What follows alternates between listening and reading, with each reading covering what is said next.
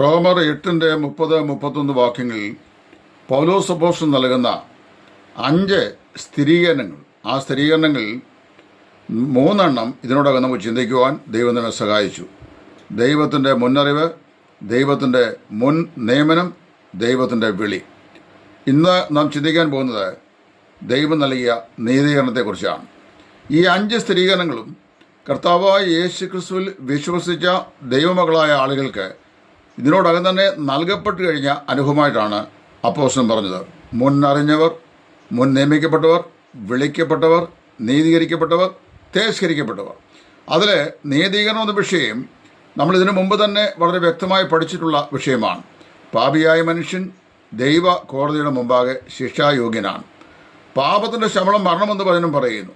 ദൈവ കോടതിയുടെ മുമ്പാകെ ദൈവനീതിപ്രകാരം ശിക്ഷായോഗ്യനായി തീർന്ന മനുഷ്യനെ കർത്താവായ യേശു ക്രിസ്തുവിലുള്ള വിശ്വാസത്താൽ സൗജന്യമായി ദൈവം കുറ്റവിമുക്തനാക്കി പ്രഖ്യാപിക്കുന്ന സ്വർഗീയ കോടതിയുടെ പ്രഖ്യാപനമാണ് നീതീകരണം എന്ന് പറയുന്നത്. ഒരു പാപി എപ്പോൾ കർത്താവായ യേശു ക്രിസ്തുവിൻ്റെ സാക്രിഫിഷ്യൽ ഡെത്തിൽ വിശ്വസിച്ച് അംഗീകരിക്കുമോ, അപ്പോൾ തന്നെ യേശു ക്രിസ്തുവിൻ്റെ ക്രൂശിലെ മരണത്തിൻ്റെയും അടക്കത്തിൻ്റെയും പുനരുത്ഥാനത്തിൻ്റെയും ഉയർത്തെഴുന്നേൽപ്പിൻ്റെയും അടിസ്ഥാനത്തിൽ അവനുള്ള വിശ്വാസത്തെ അടിസ്ഥാനമാക്കി അവനെ സൗജന്യമായി കർത്താവ് കുറ്റവിമുക്തനാക്കി പ്രഖ്യാപിക്കപ്പെടുന്നു.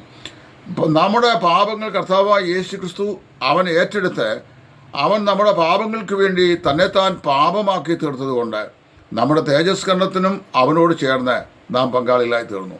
കർത്താവായ യേശു ക്രിസ്തുവിൻ്റെ മാർമികമായ ശരീരത്തോടെ രക്ഷ എന്ന അനുഭവത്തിലൂടെ ഒട്ടിച്ചേർക്കപ്പെട്ടപ്പോഴാണ് വാസ്തവത്തിൽ യേശു ക്രിസ്തുവിൻ്റെ പുനരുത്ഥാനത്തിൻ്റെ പ്രകൃതിയായിരിക്കുന്ന ആ തേജസ് നമ്മൾ അതിൻ്റെ ഭാഗവാക്കുകളായി മാറിയത്. കർത്താവായ യേശുവിൽ എപ്പോൾ പാപി വിശ്വസിക്കുന്നോ അപ്പോൾ തന്നെ അവൻ ദൈവത്തിൻ്റെ മുൻ നിയമനപ്രകാരം, ദൈവത്തിൻ്റെ മുന്നറിവിനെ പ്രകാരം, ദൈവത്തിൻ്റെ നിത്യത്തിലെ വെളി അനുസരിച്ച് അവൻ നീതീകരിക്കപ്പെടുകയാണ്. അവൻ്റെ സകല പാപ കൺവെൻഷനുകളും ദൈവം എന്നേക്കുമായി നീക്കിക്കളയുന്നു. അവൻ്റെ പേരിൽ ഇനി സ്വർഗീയ കോടതിയിൽ ഒരു ചാർജുമില്ല. ന്യായാധിപനായ ദൈവം പറയുകയാണ്, ഞാൻ കർത്താവായ യേശു ക്രിസ്തുള്ള ദൈവനീതിയാൽ, അതായത് ദൈവം ക്രിസ്തുയേശുവിൻ്റെ ക്രൂശിലെ മരണത്തിൽ നടപ്പിലാക്കിയ ദൈവത്തിൻ്റെ നീതിയാൽ അവനെ സൗജന്യമായി നീതീകരിച്ചിരിക്കുന്നു. ഇനി അവനെ കുറ്റം ചുമത്തുവാൻ ആർക്കും കഴിയില്ല.